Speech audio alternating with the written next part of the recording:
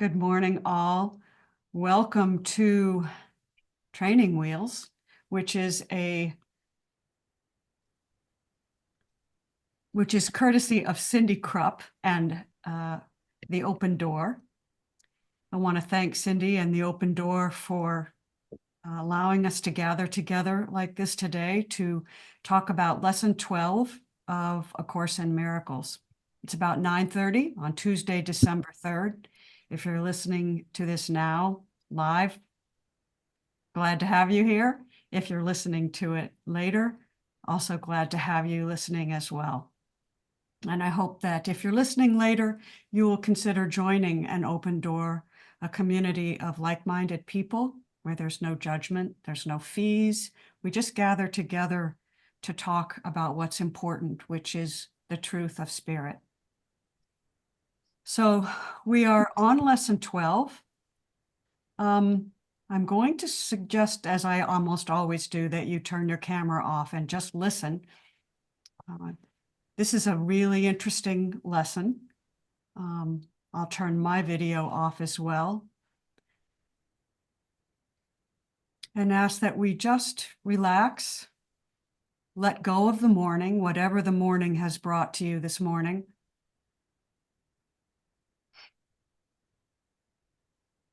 And settle into your seat. And be happy with yourself. Know that you're welcome here. And we'll begin. Lesson 12. I am upset because I see a meaningless world. I am upset because I see a meaningless world. Nothing I see means anything. I have given everything I see all the meaning it has for me. I do not understand anything I see. These thoughts do not mean anything. I am never upset for the reason I think. I'm upset because I see something that is not there.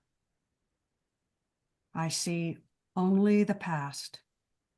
My mind is preoccupied with past thoughts. I see nothing as it is now. My thoughts do not mean anything. My meaningless thoughts are showing me a meaningless world.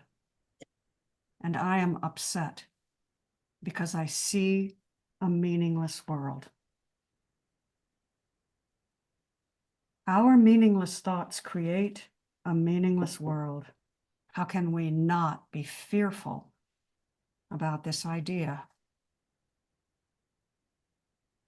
Indeed, the next couple of lessons we'll review might feel a little bit in your face,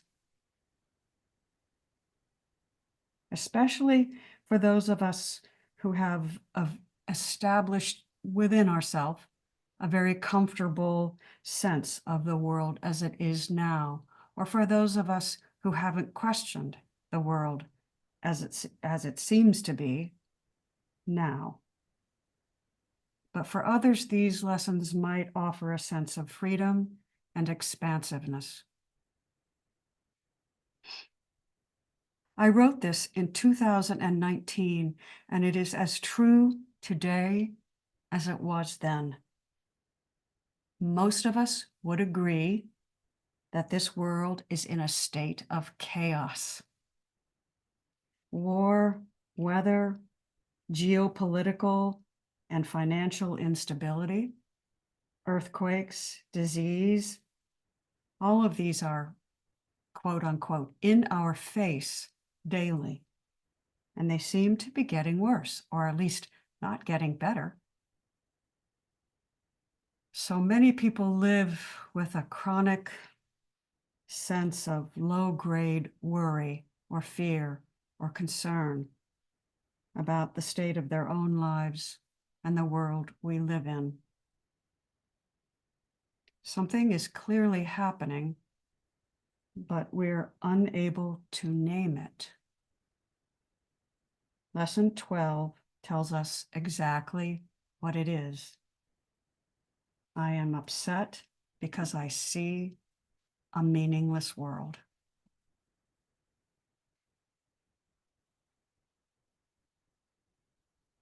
As we are discovering in these gatherings, these seemingly simple lessons hold an application that is multidimensional, and this is true for lesson 12.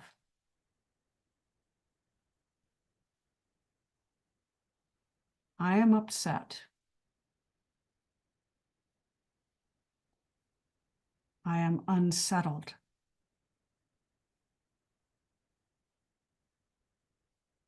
For most of us, this is true multiple times a day. Even if it's a minor upset, even if we barely notice it.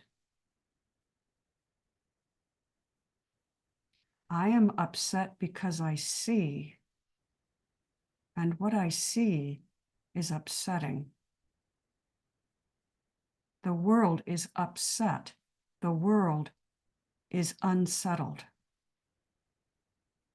I am upset because I see a meaningless world.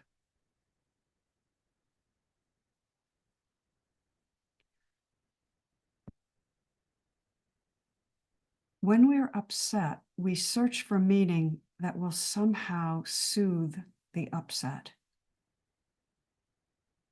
If we think we can find a reason for the upset, we can do something about it. We can make the upset in the outside world go away by doing something in the outside world that will correct it or change it somehow.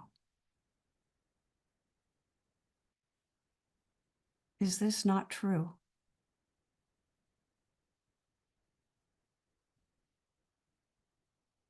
Here I want to pose a very important question. This question has nothing to do with doing or not doing. It has to do with the very idea of meaning itself. The question is this: is it possible that our entire search for meaning is simply because we are avoiding oneness?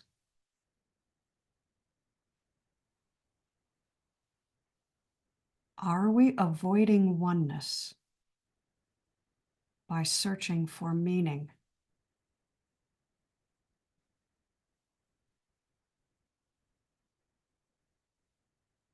A Course in Miracles tells us that we seek but do not find. Is it possible that the search is merely a means of avoiding the realization that there is no meaning?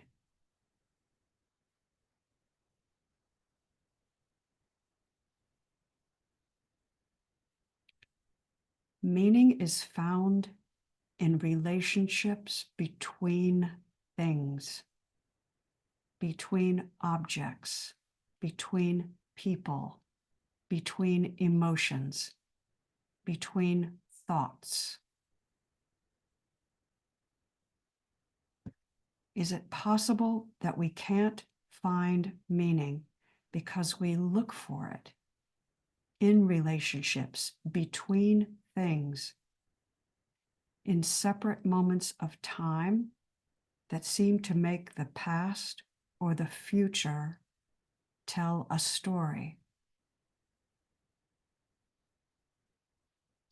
Do we find meaning between seemingly separate events, between objects, and between separate people, because they feed into a larger thread that makes a pattern we find comfort in.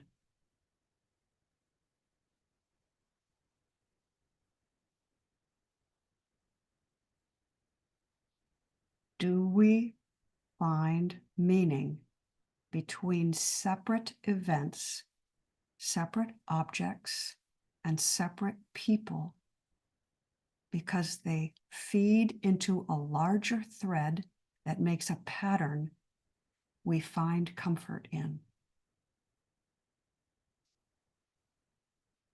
Consider how we use time to create meaning between events, emotional content, objects, and people. Even A Course in Miracles acknowledges that we use time to make meaning between events when it asks this question: how could you not accept if you but knew that everything that happens, all events, past, present, and to come, are gently planned by one whose only purpose is your good?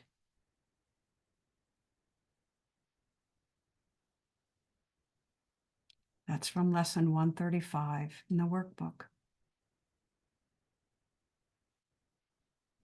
Here we're asked to trust that all events in time are meaningful.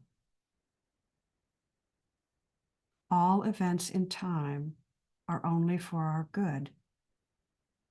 At least that's how it seems on the surface. But does A Course ask us to rest in time, knowing everything will work out in the end? What would the end be? When would it come? No, it doesn't leave us resting in time. Because A Course tells us the purpose of time is to enable you to learn how to use time constructively. Time is thus a teaching device and a means to an end. Time will cease when it is no longer useful in facilitating learning. I'm going to read that again. The purpose of time is to enable you to learn how to use time constructively. It is thus a teaching device and a means to an end. Time will cease when it is no longer useful in facilitating learning. I would suggest that most of us who are listening to this are ready to cease the use of time, to see beyond time. So I ask us to consider, where would we find meaning if there is only the now?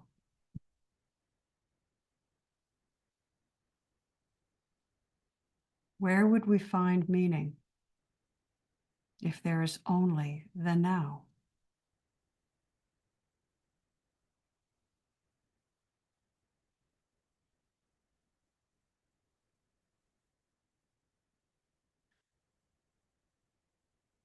The mind seeks intention and it seeks interrelationship.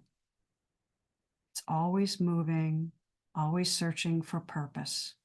It wants to believe in purpose to avoid the fundamental truth of simply being. It wants to find meaning for itself rather than just stopping and allowing, just being the seeing, just being that which is arising now, the empty space in which all arises without any meaning, without needing any justification in the form of meaning, just because love is expressing itself as it is, and that is what we are.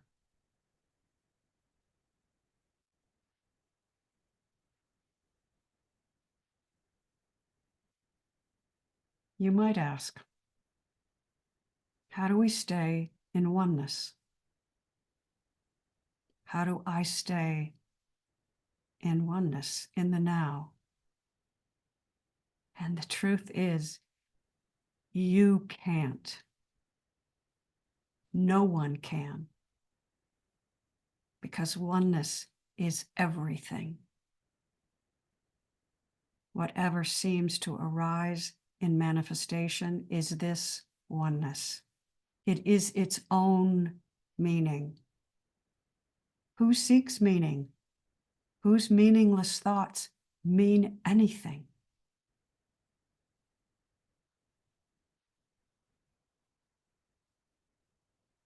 A Course tells us that today's lesson corrects a major perceptual distortion.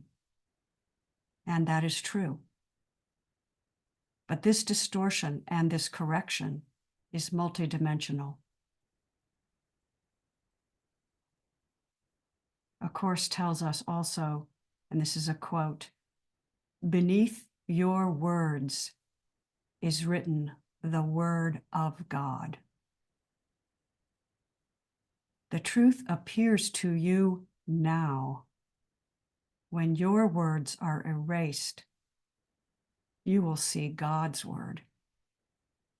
This is the ultimate purpose of this and all other exercises.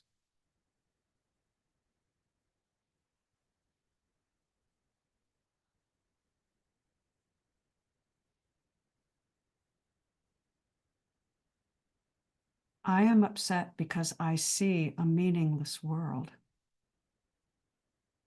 There is no I. There is no world.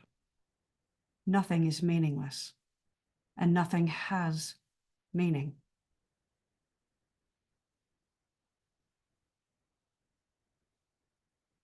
Meaning exists only in relationship between things, and there are no things. God's being does not need meaning. It is meaning in itself.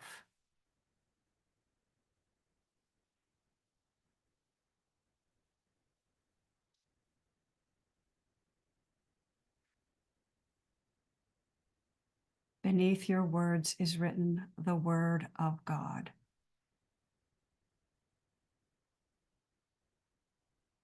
This is the ultimate purpose of this and all other exercises.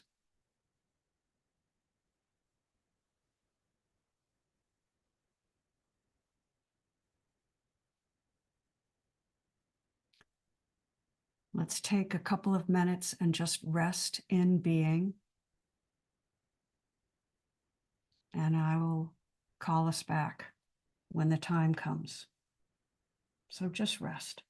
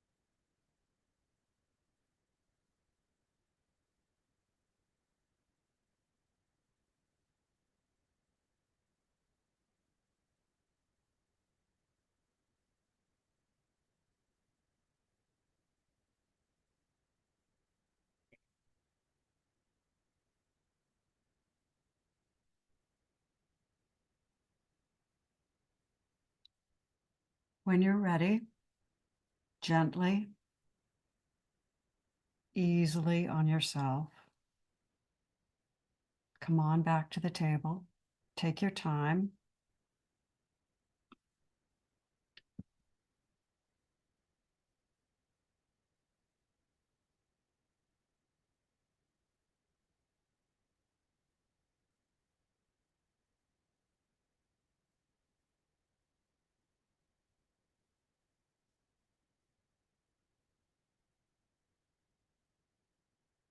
When I first read this lesson, I did find it expansive and it did lighten my load because it took responsibility for finding meaning off my egoic mind. And that was the level at which I understood this lesson when I first read it.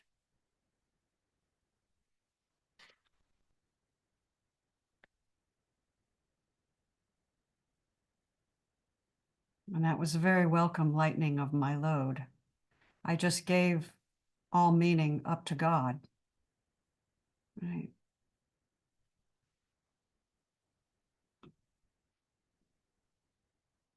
But this next level that we talked about today, it really takes us somewhere else, doesn't it? There is no meaning.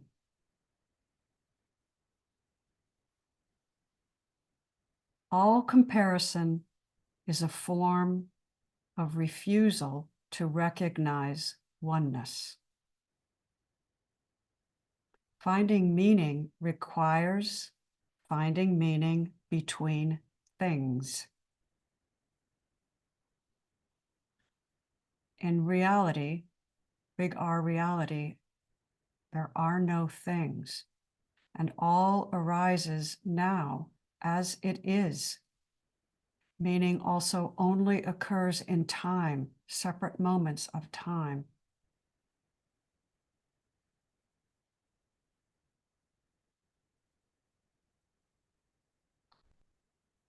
At this point, I think we can say the only meaning there is the joy of expanding. And joy requires no meaning, it is. Right? The love of expanding and experiencing. And love requires no meaning, no justification.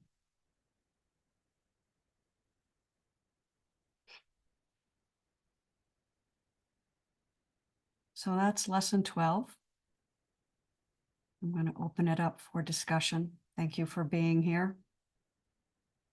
And I just will say one more thing.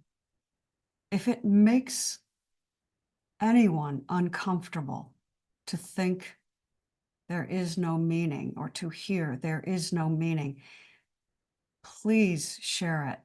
This is a tough lesson. This is actually a very advanced teaching.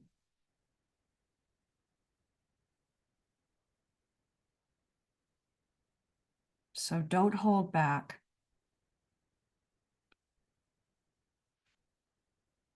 Let's open it up. What you got?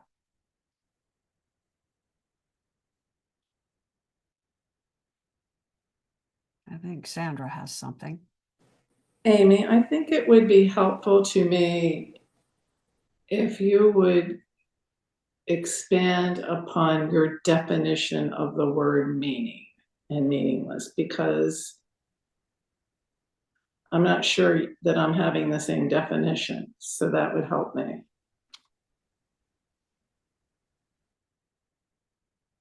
I'm taking the word meaning basically as it is in lesson 12.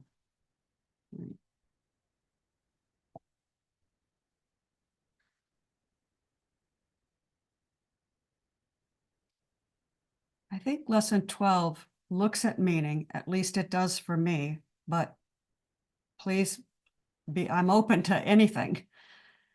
It's meaning between things. It's a sense of meaning to the egoic mind.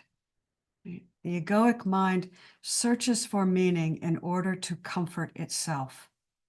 Like, John was rude to me because he had a bad day, not because of something I did, right? My mother was a bad mother, not because she didn't love me, but because her mother or her father did not teach her how to be a loving parent. Mhm.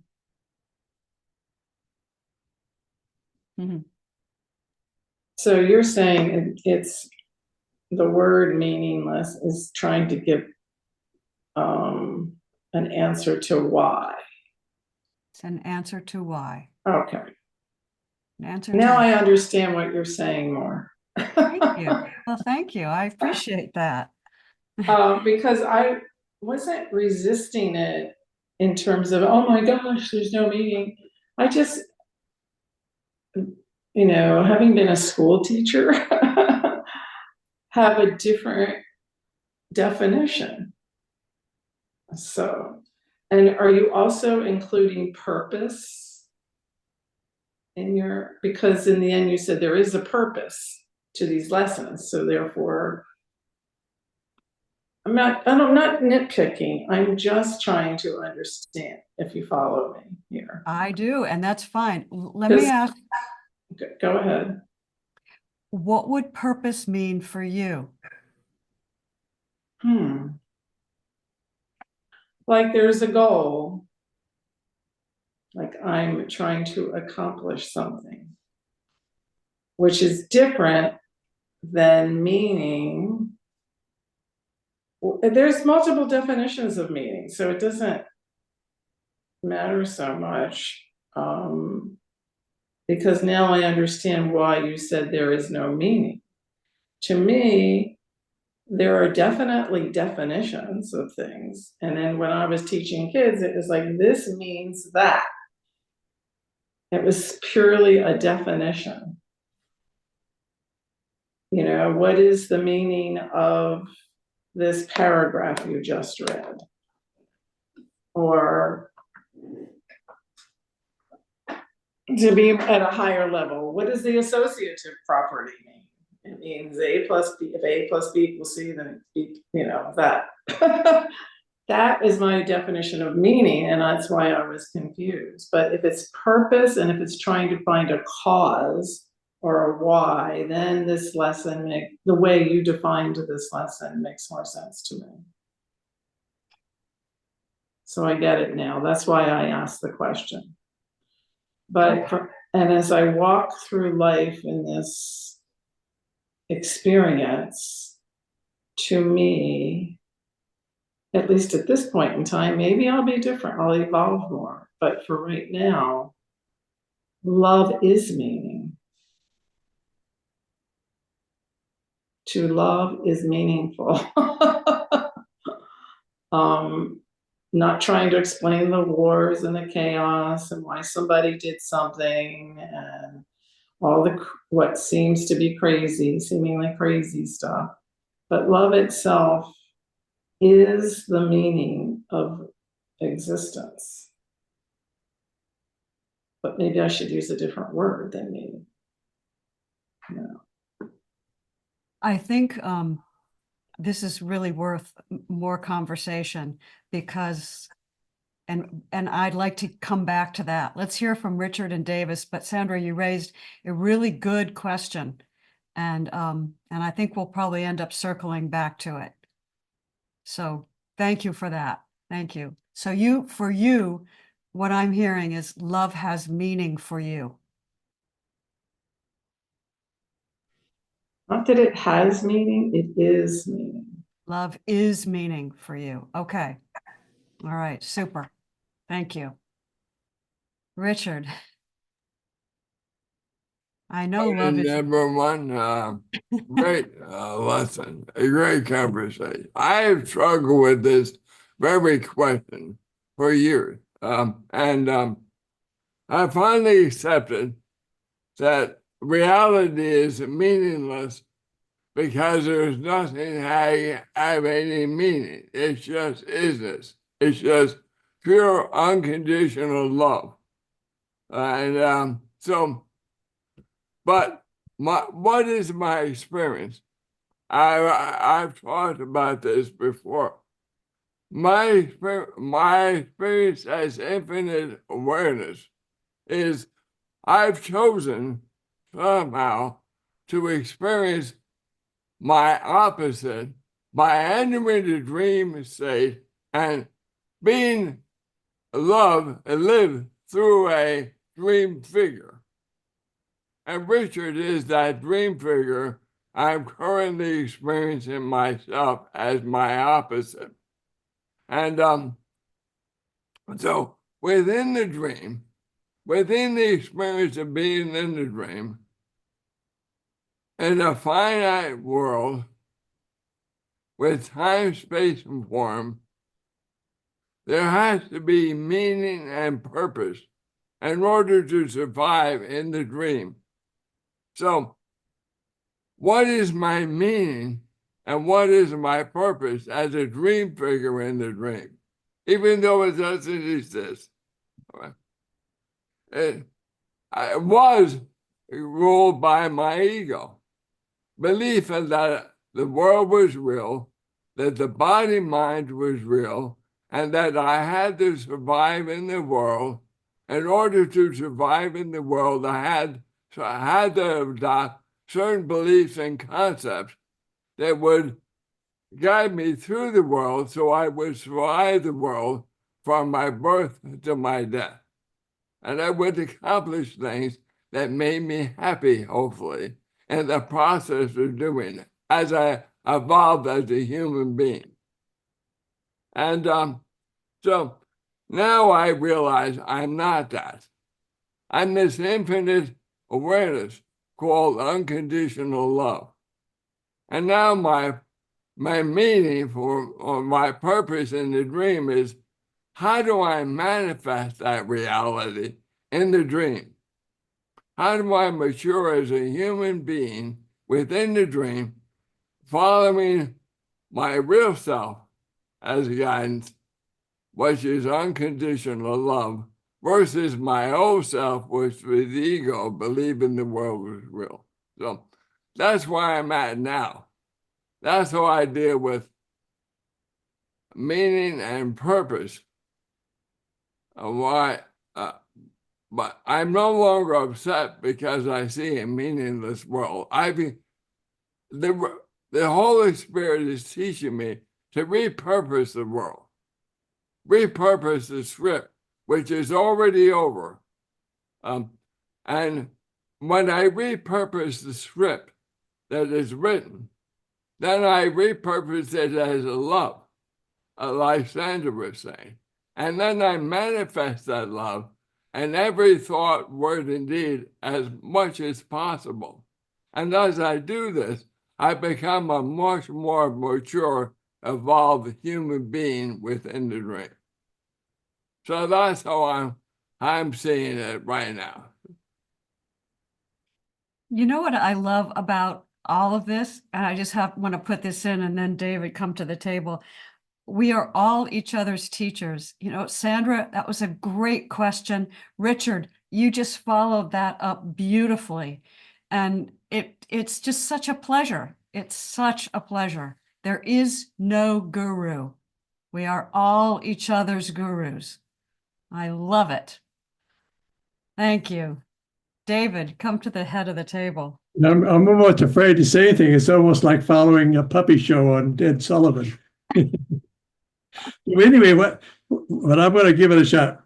What I was thinking is that I want to have this meaningless world, and it's because and to me, and this meaningless world that I have is almost like the emperor's clothes. I want to have this clothing, this protection, this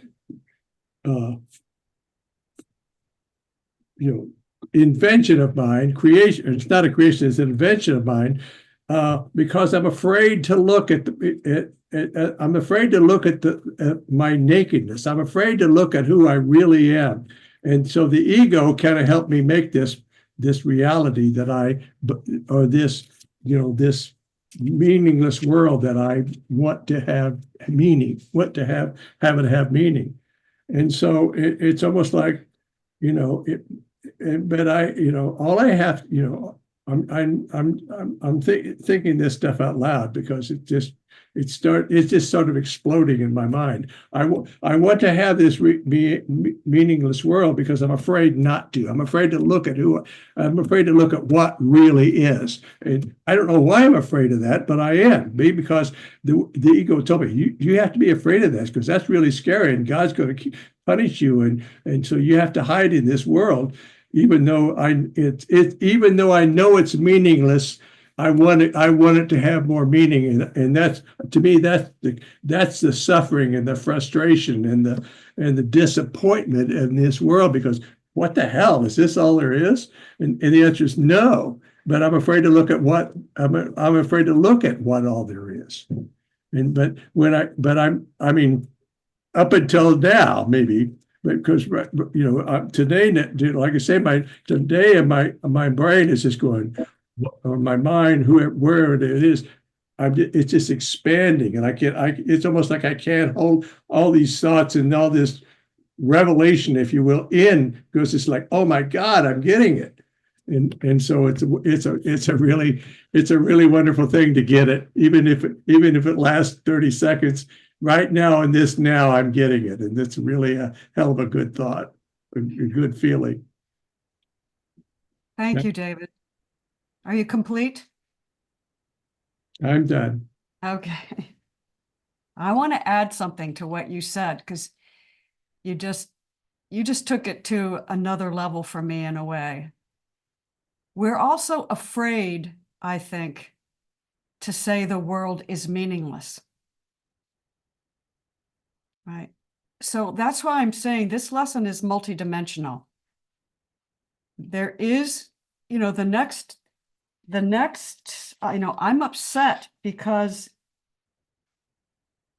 I see a meaningless world. And the next lesson is a meaningless world engenders fear, which we'll get to.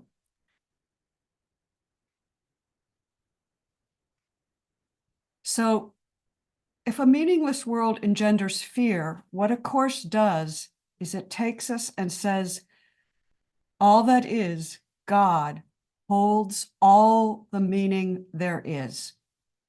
The ego doesn't hold any meaning.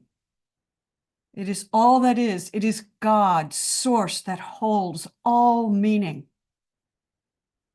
So it takes us to that level. Then we can go to another level and say, source needs no meaning. It needs no meaning. It is all the meaning it is just by being. It is self-aware, self-luminous. It is its own self, right? And that is what we are. We are that we are. We are not for any meaning. We need no justification. We are the isness that is everything, all, right? And that's where we go to another level with this lesson.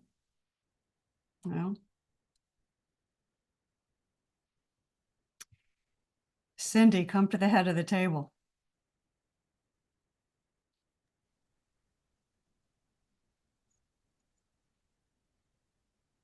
I love us.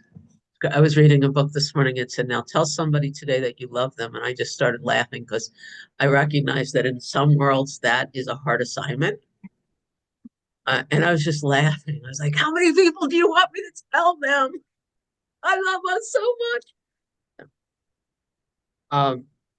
I lit up at the end of your share, Amy, when you used that word comparison, because it brought me right back to the assignment I walked away with yesterday. With David's share, I've got a great picture in my mind that I want to share. It's this idea of two objects comparing themselves to each other and recognizing that there is a judgment in every comparison. So right now, where Cindy is, she's less interested in trying to figure out the answer and more interested in finding all the places that Cindy is holding a judgment, i.e. comparing herself to another. And what came up for me is I was kind of excited because I had the opportunity to sit last Thursday and watch the dog show, right? But it wasn't the dog show, it was the agility test, which was totally being done for fun, right? And then it wasn't, and the golden retrievers are great, and different dogs have different skills when it comes to being able to jump over these things and go in and out and go through the tunnels.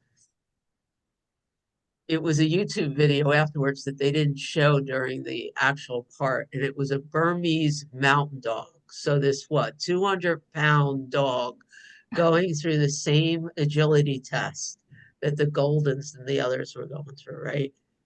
And if it took 30 seconds or 25 seconds for the agile dogs to go through this thing, it took the Burmese mountain dog 2.5 minutes. But he had a blast, right? It like broke my heart open. And then somebody background said, he's doing this just to show you how much he loves you.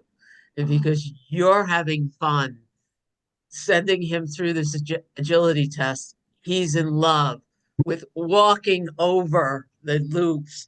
And like literally, you didn't know if he was going to get stuck through the tunnel. Like the tunnel, he was like the same size as the tunnel. And one or two of the jumps fell down, but he was so happy to be at the end, right? There was no part of me saying, well, he wasn't as good as the Golden. Right.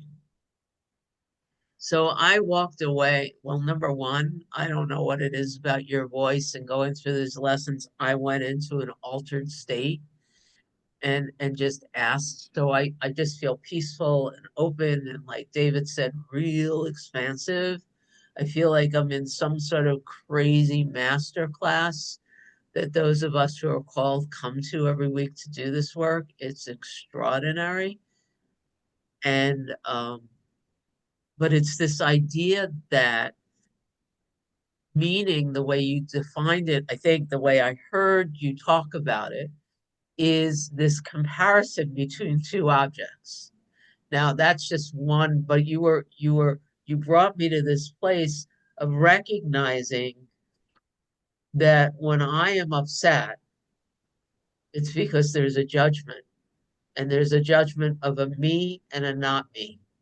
And I can be at a period at this point because in the moment that I am judging, I am learning through my practice that there's something that I can ask to have forgiven here.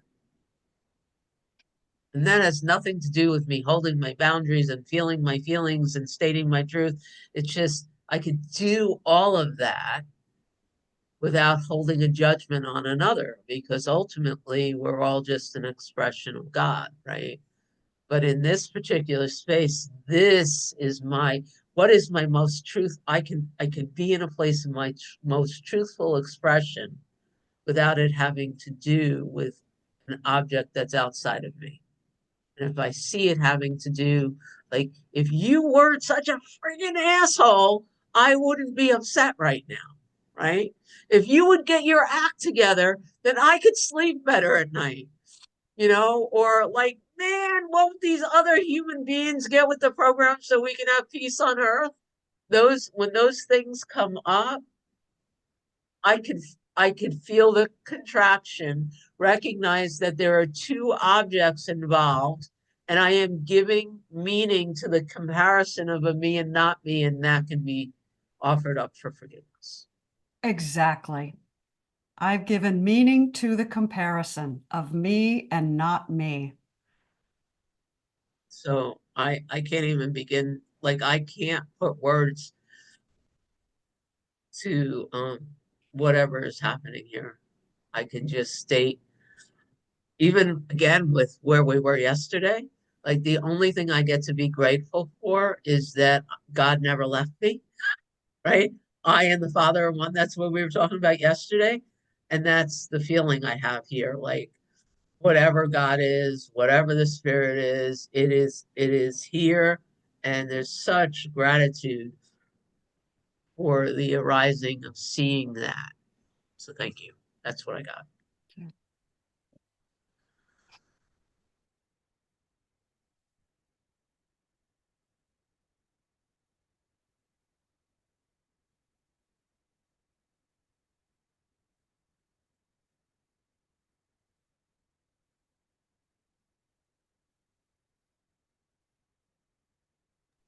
That and it looks like it's cold enough for a winter jacket in South Carolina. Hey, Livy. Hey, Sandra, come to the head of the table.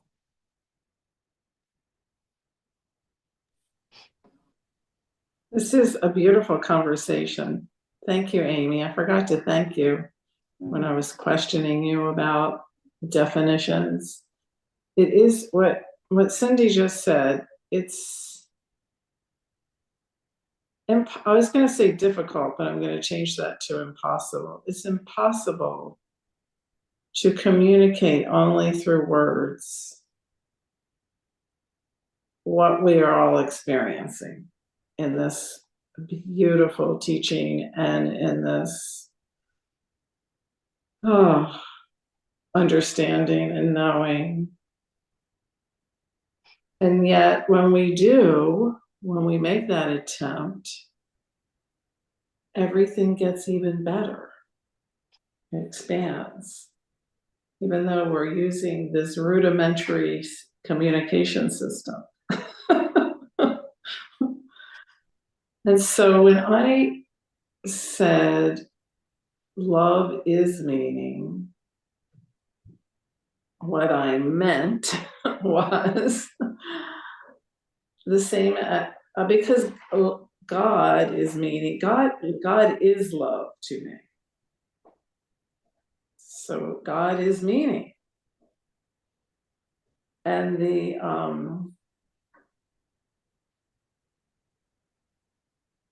that's why I can't say there's no meaning.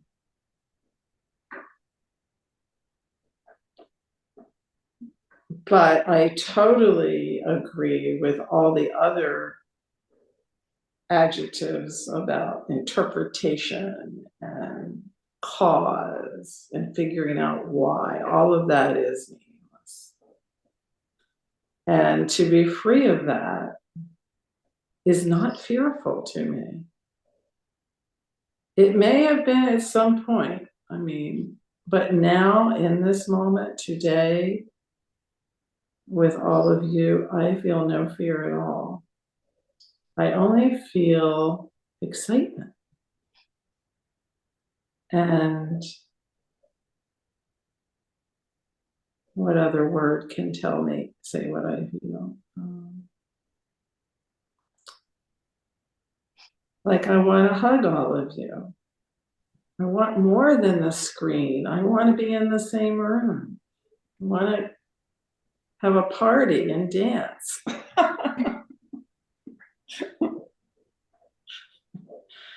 That's what the feeling, it's just so exuberant. And so once again, I thank you, Amy, Cindy, all my friends, Richard, all of you. I thank you from deep that there is, I'm not going to use the word meaning, there is this, every word feels like a trap. I was going to say reason, but we're here. And why we're here, I can't figure out. That's still a mystery, but I don't care. It feels to me like we're here to expand the love, to deepen the love.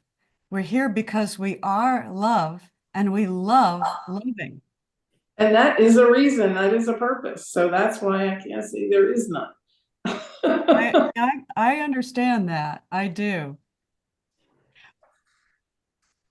But I love your explanation of it. So that was very helpful. Thank you, Sandra. David, come to the head of the table. When I put up my hand, and then when Sandra was talking about the fact there is no meaning, I said, "Oh my God, that's not what I wanted to say." But there, I think to me there is no meaning in discussing the meaning of meaning. It's just, I think we've got all past that. I mean, to me, meaning is a judgment, and I probably already said that, but to find meaning is, it's like Don Quixote and the windmills. It's just, there are no, don't be looking for windmills when there aren't any.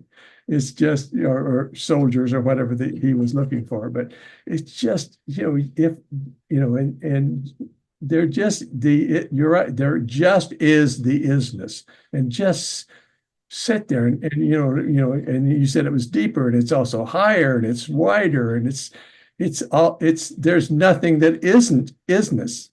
And so I'm just going to sit in there and bliss out.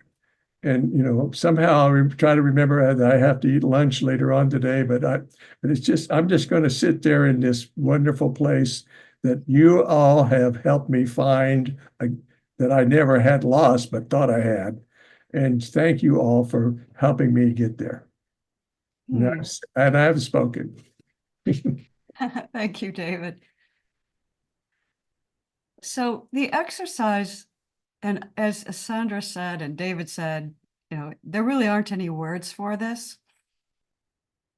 But I think all of us as experienced students, I won't say advanced, I'll just say experienced. I think the movement is toward increasingly dissolving the boundary between the sense of me as a body, as a thought, as an emotion, all of that, all sensory experience, and what is arising. It's increasingly looking at what and experiencing, not looking, what is arising as arising within me. And there is nothing outside of that. My husband's snoring is arising in me. Can I look at that a different way? Yes, I can. At 2 o'clock in the morning. No, honey, it's so nice that you are lying right next to me.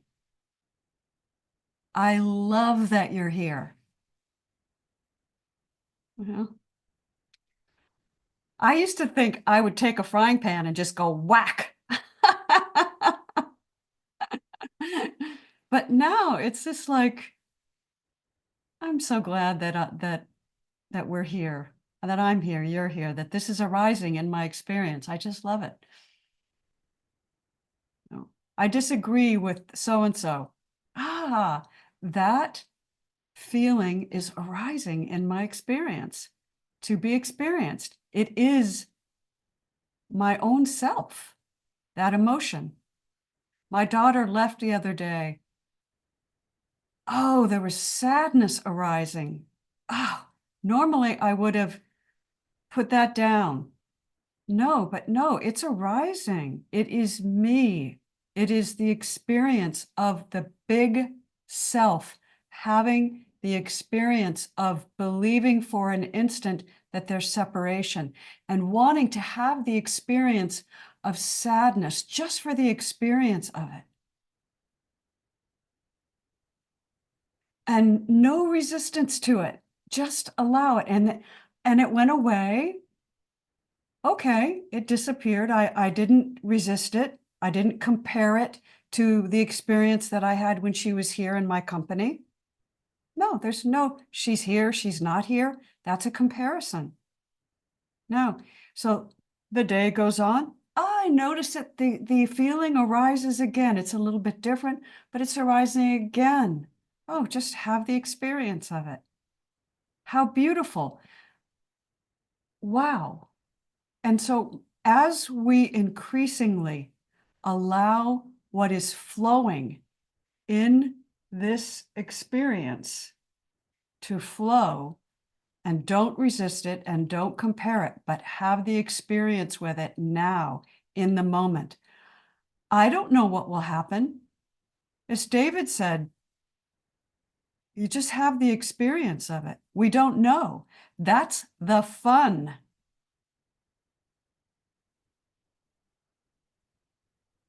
But what I do know is I am an infinite,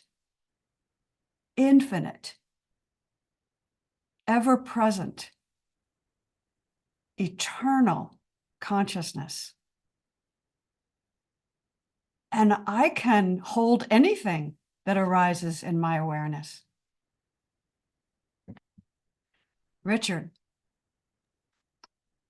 I just want to thank all of us for this joyous, happy, loving hour together. Love you all. Love us too. Oh my goodness. Thank you, thank you, thank you. There is nowhere else, and I'm comparing here. This is a beautiful joy to be with you all. It's a beautiful joy. Thank you. Thank you, Cindy. All right, see you all later.